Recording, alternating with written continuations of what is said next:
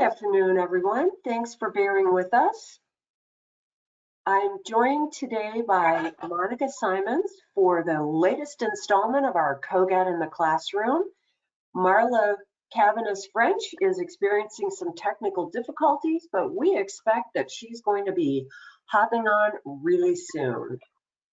So if you've been following along with our webinar series, this is the third in our sequence. We've talked about ability data and how it's different from achievement data and what it tells you. We've also talked about the ability profiles and how those can be used to help guide instruction. What we're going to do today with Monica and Marla is dive in a little more deeply into what are the practices that enable you and educators in your system to use ability data in your classrooms. So they'll talk about the tools that they have used in their districts to imbue this data more widely than having it restricted to the gifted and talented department. And that also enables you to find ways to find the power in this data for all of your students. This is not a score in the drawer kind of thing. This is something where you get value for every single student you test. Before we move forward, though, let me just remind you, everyone is in listen-only mode. However, you should be able to see this little question pane, and you should be able to type your questions in. We welcome your questions and input throughout the course of this meeting. Additionally, we will be sending the slides out to you after the session. It includes some contact information and links and other things. And should we load any files during the session, this is just an example of a session where we had an easy CBM brochure loaded. So if we load any files during the session, we will make those accessible to you through the panel. Last but not least, all of these webinars are recorded. Not only do we send you a link after the session, but we make them available on our Riverside Insights website in the resources section. So all you need to do is go out to our website, take a look at the resources for K through 12 education and professional development, and you will find the resources there. So without further ado, I'll introduce you to Monica Simonds. Many of you who have met Monica, she's a CogAT Power User. She leads advanced academics in the Richardson Independent School District in Richardson, Texas. It's a very diverse district. Among other things, she has also done a case study with us that talks about how they use CogAT data in their district. And she's also written some blog posts for us. So the links to where you find those kinds of resources are also on this slide. Monica, how are you doing? I am doing great. Excited to be here. Well, we have a couple of slides here for Marla when she's able to join us. She's here. Are you here? Yay! All right, let me go back up then. I'd also like to welcome Marla Caviness-French from the Jefferson County Public School District in Golden, Colorado. It's another really large district with a lot of specific and unique needs, and Marla is another of our CogAT Power users. You may recognize both of these ladies who've done sessions with us previously. And the fun trivia question for today, how do you tell Marla and Monica apart? Two CogAT Power users, two blonde women with curly hair, and they both wear glasses, but Marla has the shorter hair. Yep. So what we want to talk about today is some of the things that you do within your district to enable this data to be used more widely. What are the connections you make? Who are the connections you reach out to? And then how do you reinforce that? So my job is really just to sit here and keep my eye on the clock. You ladies have all the valuable content. Let's go. Okay, I think I'm at first, and I'm hoping people can hear me. Yeah? Yes. I was having some technical difficulties earlier. Okay, And I'm starting my time watch. Okay. Hi, you guys. My name is Marla Caviness-French, and I'm thrilled to be here. And CogAT is one of my favorite things on my educational world. So thanks for joining us today. And I'm thrilled to be sharing the podium here with Monica because she has so many great things, and I can't wait to hear what she's got going on.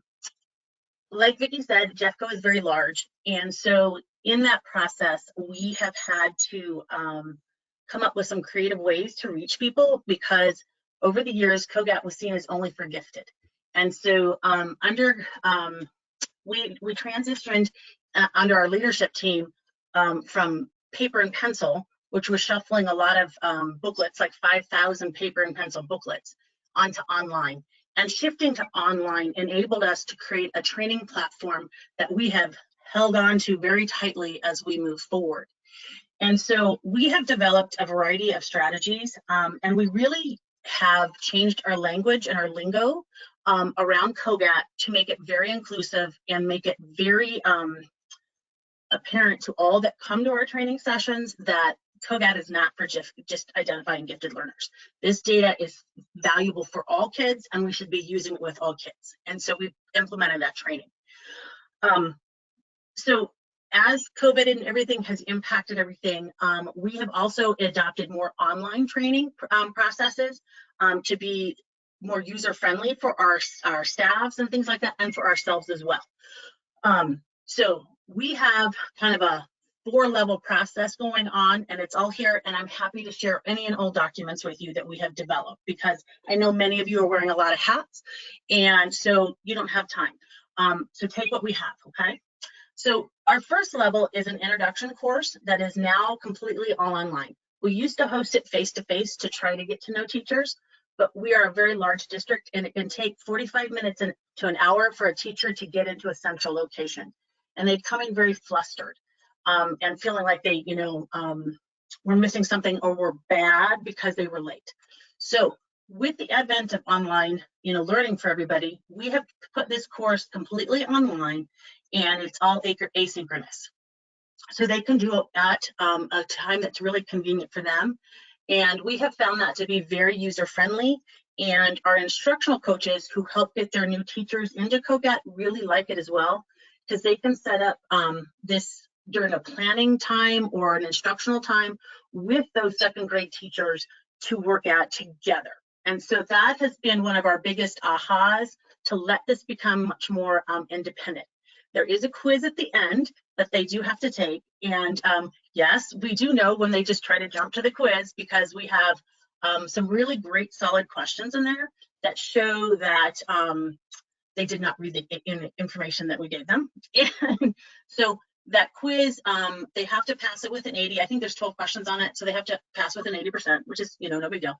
And they get 2 attempts at it. And we do have about 4 to 5 people every year that have to retake it because they just tried to jump to the end. So it's not gotcha questions. It's very much along the lines of what is the intent of CogAT and what are we supposed to use it for? And they have to read that document in order to be able to answer those questions. And we also have implemented several questions in there that pertain to the equity of using CogAT for all. So that's a big piece in there also to help them understand is that this is not just identify gifted learners. This is an equity issue that all students must be assessed fairly, and so that we all get the good data there. So that's just for our teachers who come in and are administering CogAT for the first time. And we do have instructional coaches and folks who take it like every other year because just to refresh themselves. So it's open to anybody who wants to take it. Okay, so we weren't the most clever when we named all of these. We're kind of under us. So we have an intro course, and then we have a level 1 course. Our level 1 course is mostly for our administrators in our buildings who are setting up and running CogAT in that building. Like they get the teachers' names, they have, help the teachers kind of train the trainer model. Okay, and so this level 1 is really focused on the technical aspects of setting up CogAT online. We walk them through how to get all of their teachers into the into Data Manager. We let them know how, because we, like everybody, we have kids moving in at the last minute, how to get us the names to us so we can get the uploads done correctly in time. it's all that kind of basic information, how to set up a session, and we're really moving to a scenario where we've always kind of had work time in there, but we're implementing even more work time in there so that they can have us side by side with them to set up their sessions. It's because we're finding that a lot of our younger instructional coaches who are coming on board just are more comfortable with having, they're not, the tech isn't the issue for them. It's making sure that they do it right, and they just want somebody to double check it. And then, so that's a large part of that process in level 1. And then we really hint at how level 2 will help them use the data in the classroom. So level 1, and also what we've finally figured out is that, again, we have a very large district, and we have, I want to say 15, 20 charter schools in our district. And it's a lot for them. They have a lot of turnover in some of those schools. And somebody finds out, like, a week before CogAT runs, we run it in October for our whole district. They find out late September that they're now the CogAT coordinator on top of their other duties. And so they've already missed our trainings. So and then it becomes a lot of stress for them and a tremendous amount of email workload for me to answer their questions and get them up and going.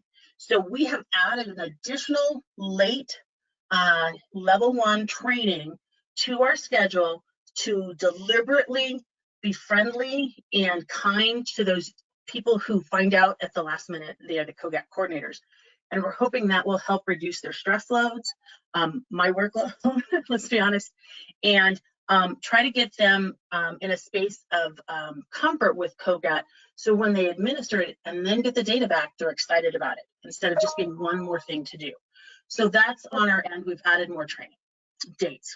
Let me jump in for a minute here. I have a couple of thoughts and questions, and I also want to give Monica a chance to weigh in on how it's the same or different in her district, because Riverside does have the Riverside Training Academy, which covers some of the technical pieces that you mentioned.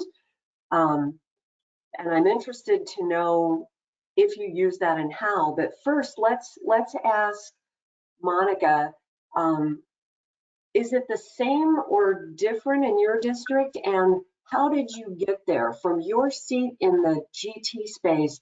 How did you get this outreach to these other educators? So it's a little different, same idea, but it's different. We have a different structure, different laws. We handle all the testing ourselves.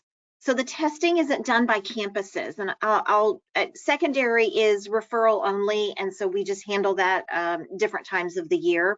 We have them come here, or we go to their campus if there's a lot of them, and we do that generally in the summer and the beginning of the year. So in elementary, when a lot of the testing takes place, we handle all the referral testing. I have a team of about 30 advanced learning teachers on 40 campuses, so some share. They handle all of the testing, and we build it into our schedule. We would rather not have to do it that way, but that's what we have at this moment. Marla's nodding. She's like, sometimes you play the cards you're dealt. We have universal screening in 2nd grade and in 6th grade. And what we do with those grades is we kind of swarm the campus with several alts. And we do that for 2nd grade. But what we're doing for 6th grade is we actually got classroom teachers saying, can we just do the testing so we can work it in our schedules better, because we're having to wait on you. Like we can't clone ourselves. And so we are now having them go through the process. We pioneered, new word, on a couple of campuses last year, and they were fine. The 6th grade teachers were fine. The kids were fine. They're used to testing online at this point. And we do use the academy, Vicki. So that's part of what's different, is we use the academy and we have them go through it and sign saying, yes, I promise I'm going to be ethical with all the things that I do and keep it confidential. And they're doing the testing. And then the advanced learning teacher is there to provide support. So let's say there's 4 classrooms of 6th grade. They're all testing simultaneously. The alt is in the hall managing any issues that come up. So they have that support system. So that's how ours on those levels would be a little different.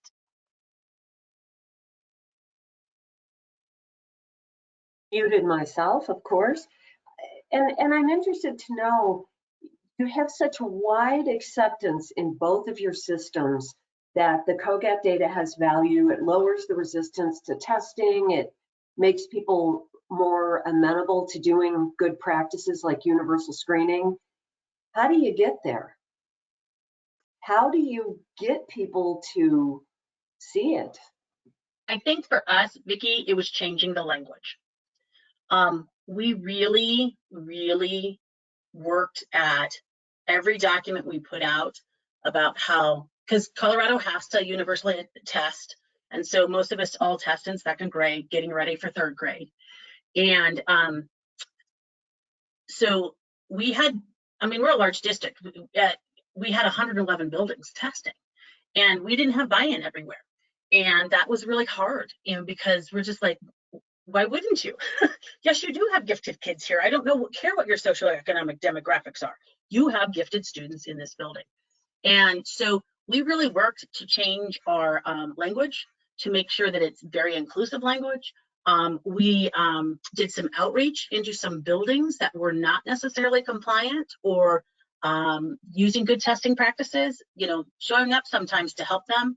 And yeah, and so it became a very targeted effort to help people understand how this data is good for all.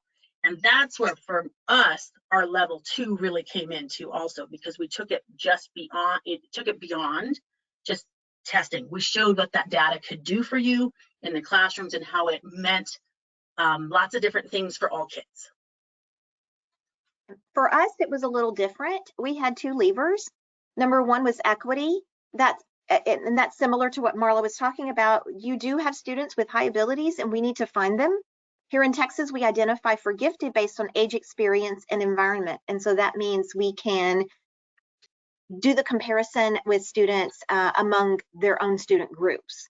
The other part is that we changed our service model, and that was something I was really excited about. And why not do it during COVID? Because that's the perfect time to make all changes, right, Marla? So let's change our service model.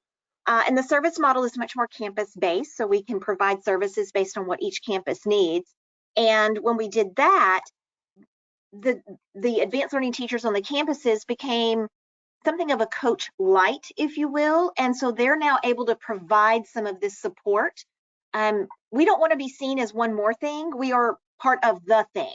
We are part of the work that needs to happen. And the advanced learning teachers are in the PLCs, and they are helping them, the classroom teachers, understand the data in context of the other data that the teachers have and are used to using, such as MAP or benchmarks or unit tests or whatever you want to call them.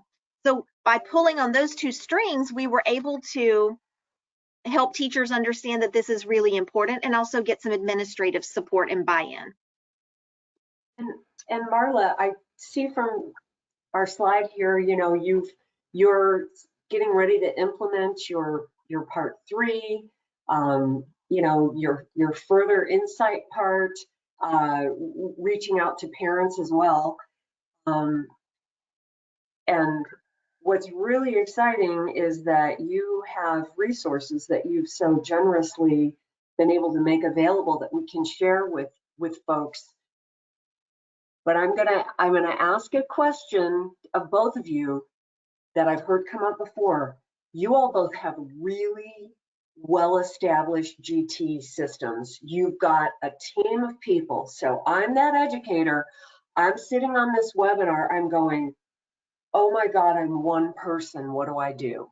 Mm-hmm. So, you know, what do I do to batter down the doors of people who are not interested in doing the testing? I don't want to take 90 minutes out of my curriculum, and people who then just, you know, never look at the scores, never get the value out of this data. What do I do? Okay, I'll tackle that. I'll start. That is how I would like to say we've conquered that in Jeffco, but we still have reluctance. And so if you're one person, I just want to tell you how amazing Riverside has been over the years. They're, like when you talked about your Riverside, what's the name? Training. Yeah, all of the, Yeah, all the training documents. That's helped us immensely, because even though we have these support systems, we're very paper-based. And our younger teachers really want to watch those video guides that you have developed. And so we use those in tandem. And so we offer our paper resources, and then we always have large links in our trainings to now the Riverside Training Academy, because we have people who want to see it that way. And we just don't have those resources and the time to build them. So we have integrated that. But if you're by yourself on your own, what I always want to say is that you have a group of people who love CogAT, okay? And it may not be your jam, but there's one of us that's like, whoa, we get to talk about CogAT today. Reach out, because sometimes, like, I'm more than happy to help. I know Monica's more than happy to help. There's strengths in numbers, and if you're new to CogAT, it's hard to go against some of the highly resistant people.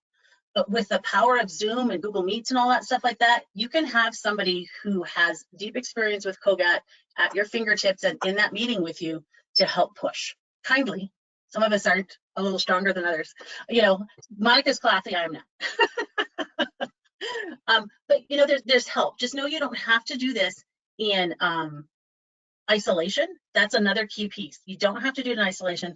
There are people who are willing to share your resources, have that conversation with you ahead of time to help prep you go into a meeting if you're going by yourself. You don't have to do it by yourself. And again, kudos to Riverside for putting together so many great resources to help people. Okay, I was not fishing for that plug, but thank you. No, Sorry, but it Monica, is. I'm just telling you, it's made a difference in our district, because we get people using those. And like, Marla, where'd that link go? What do you mean? It's right here. They want those links. So those your good stuff. It's good stuff. It's helped us.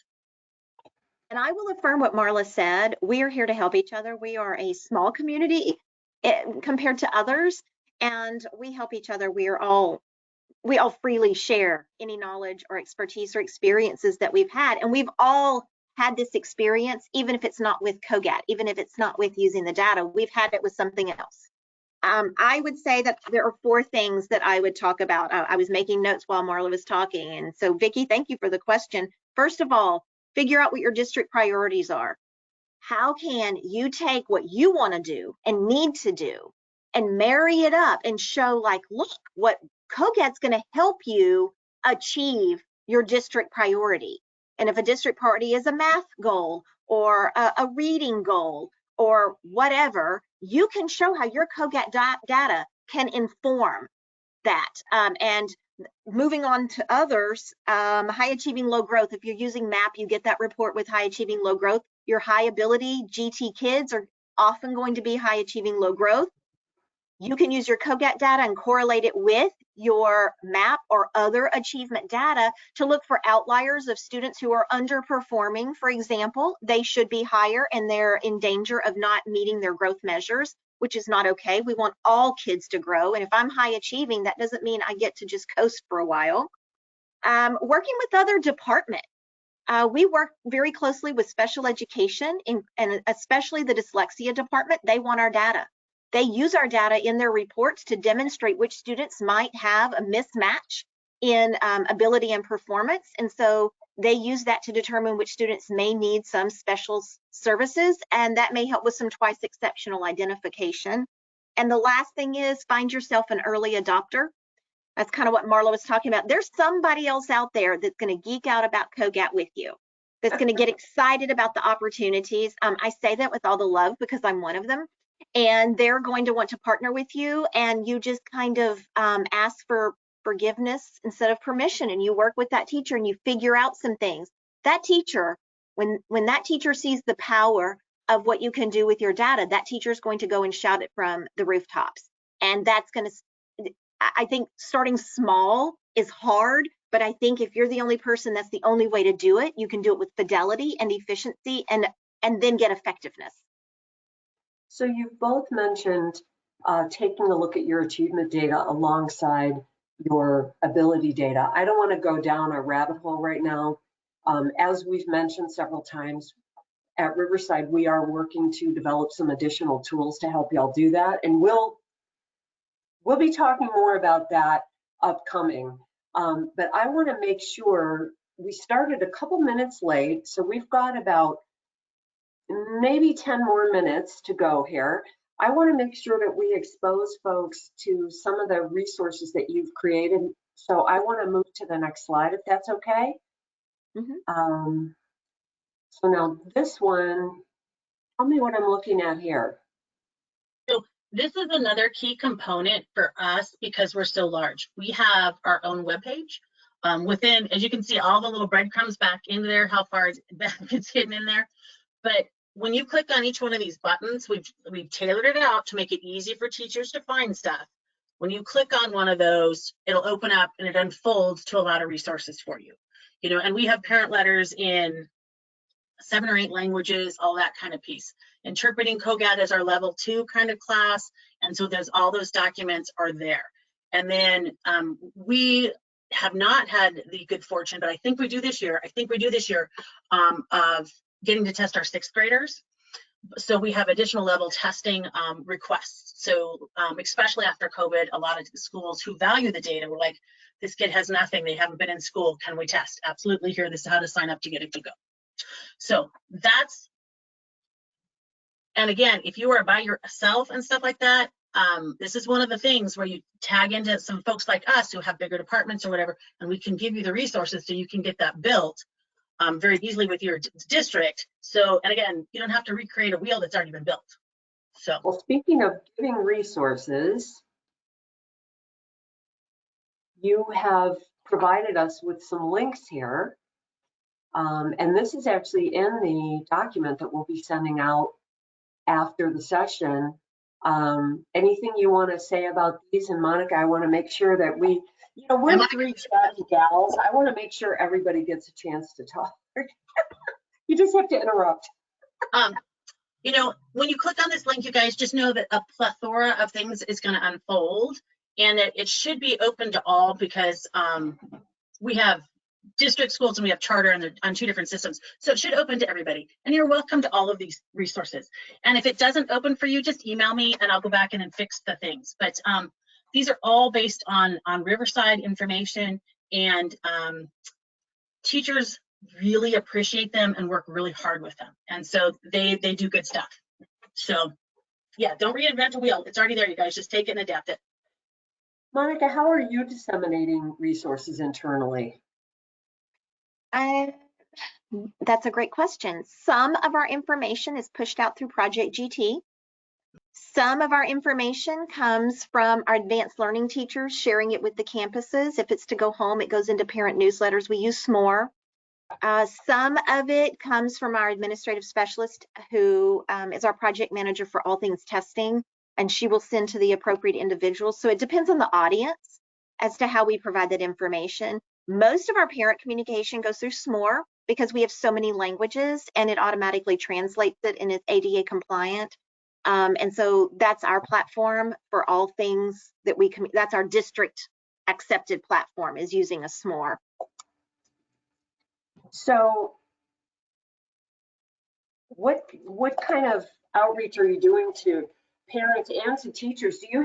Do either of you have teachers going directly in the platform to look at student scores, the Riverside platform, or are you disseminating through your student information system? So I'll start because I think that's the next slide, actually. We put it into our student information system. Yes, so let me talk about what's on here, and then Marla can tell what she does differently. So first of all, one of the big steps you can make if you're the only one and you can't get any audience with anyone, go to your data people and say, where can my CogAT data live?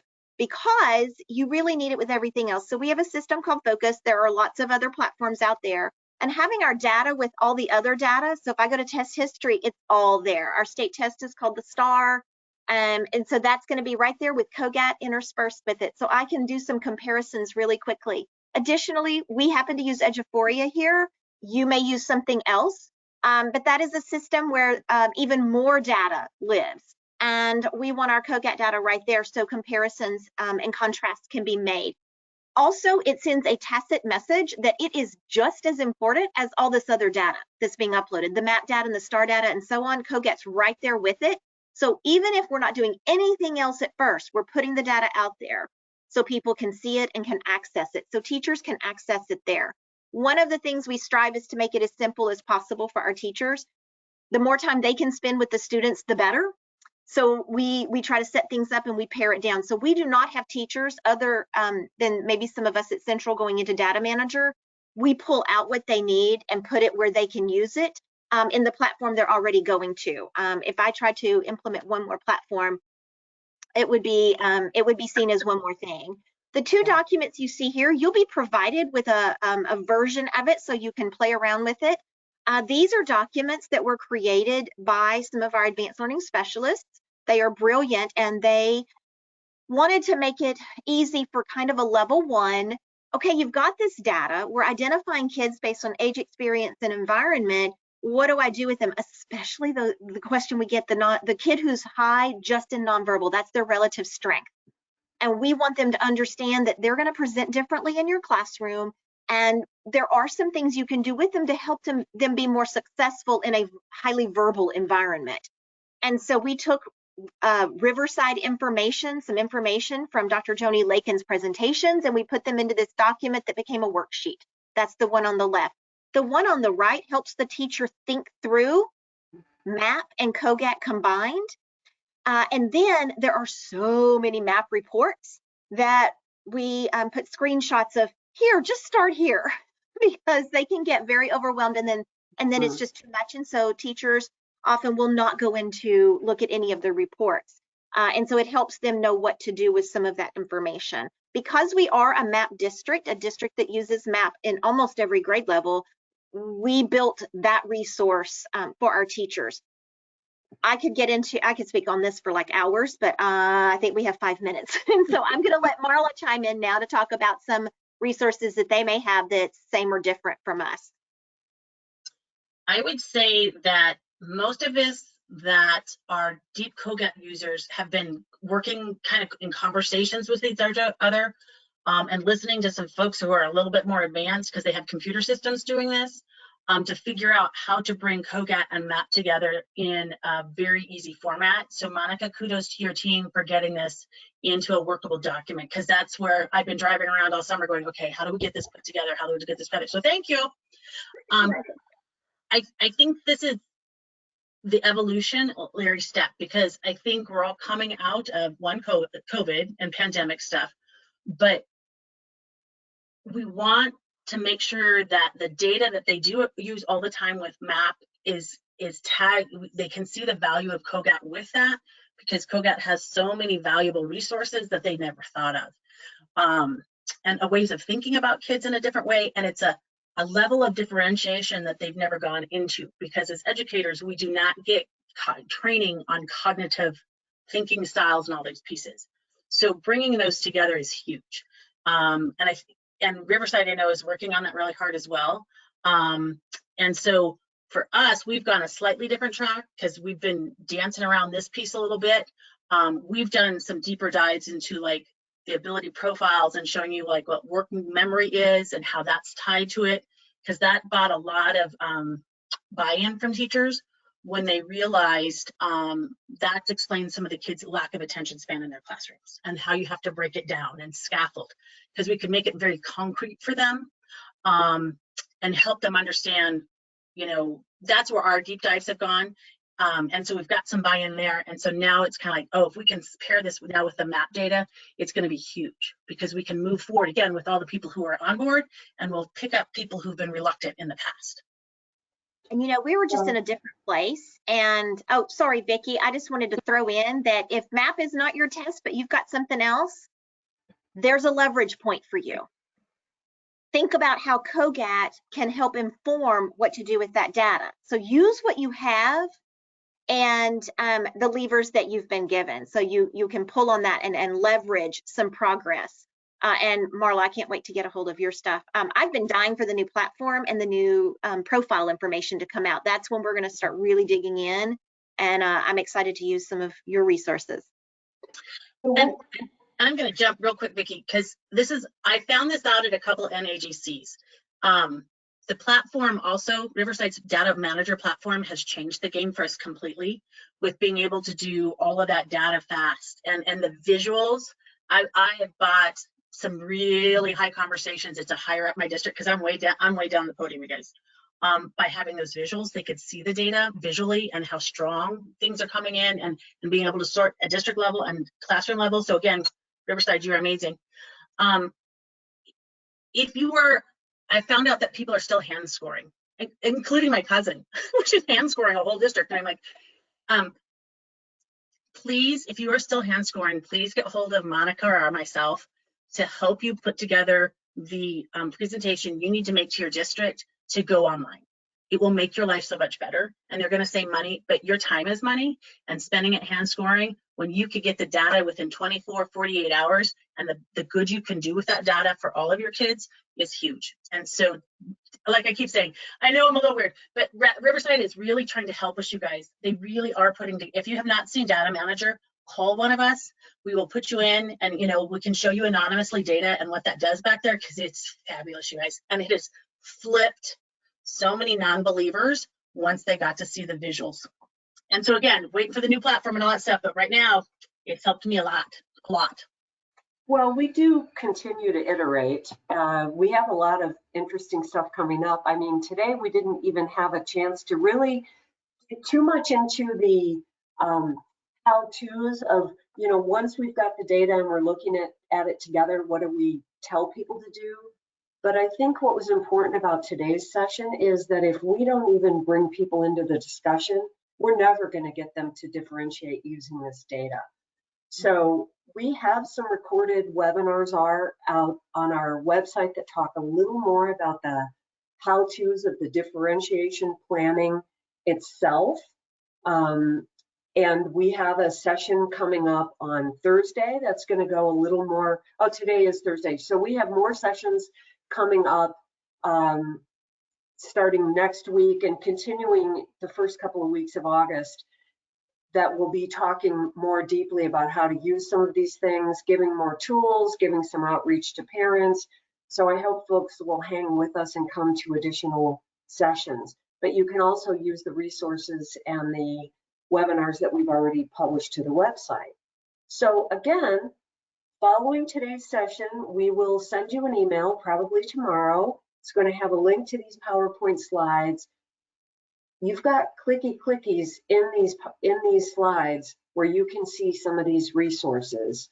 That's really all we have time for today, unless you ladies have closing thoughts. Hang in there, guys. Yeah, and don't hesitate to reach out for help. Riverside is very, very helpful, and there's a bunch of us that truly do have a great time talking about CogAT and are happy to help you, because it's powerful data, guys. Yeah, so more to come from really all of us on this call. Thank you for hanging out with us today. Please make sure to come back and see us next week. Check the website. There's signups for additional webinars. And with that said, we'll hopefully see you all on Tuesday. Same bat time, same bat channel. Thank you. Bye. Have a great day.